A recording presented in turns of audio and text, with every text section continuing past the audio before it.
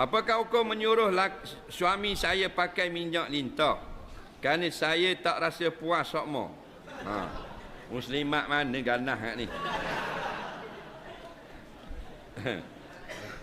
Dia begini, Nabi kata bila sakit, Allah yang turunkan sakit dan dia yang berikan kesembuhan. Atas kita ni berubat je. Cuma bila berubat, Nabi kata tadawaw wala tatadawaw bi haramin. Berubatlah tapi jangan cara yang haram. Kalau berubat, antara penyakitnya ialah lemah tenaga batin. Walaupun duduk di kampung batin, tapi dia tetap lemah tenaga batin. Contoh, tak ada apa-apa tidur. Faham tak lagi? Tengok pada tunggu balik kerja jangan. Faham tak lagi? Tak ada apa-apa. Tidur dulu. Faham? Nampak tak? Jadi malu ke orang puang. Jadi itu penyakit dia panggil, tahu tak? Sebab nafsu seks laki-laki dengan perempuan, orang perempuan semua bangsa lebih kuat. Orang moden, orang kampung, tak? Orang Melayu, orang Jawa, orang Boyan, Madura, Bugis, Bangladesh, tak? Orang Aceh, Eropah Timur, Mongolia, Kroasia, tak? Batok, Negro, lagi Jepun, Hong Kong, semua perempuan nafsu seksnya kuat. Faham lagi? Tuhan buat gitu dah.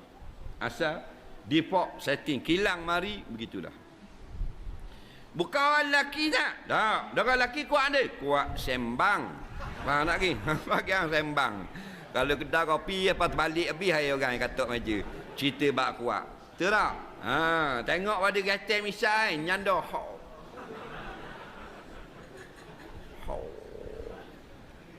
Belia gatal misai. Polong rimau orang panggil. Apa panggil polong rimau? Hei, dia kalau rimau tengok je kecil yang rimau. Orang bisa tu. Tak? Tanya bini Mak Long. Orang 2 minit je. Berubat. Berubat.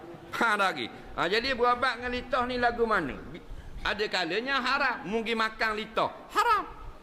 Pasal litah ini binatang khabas.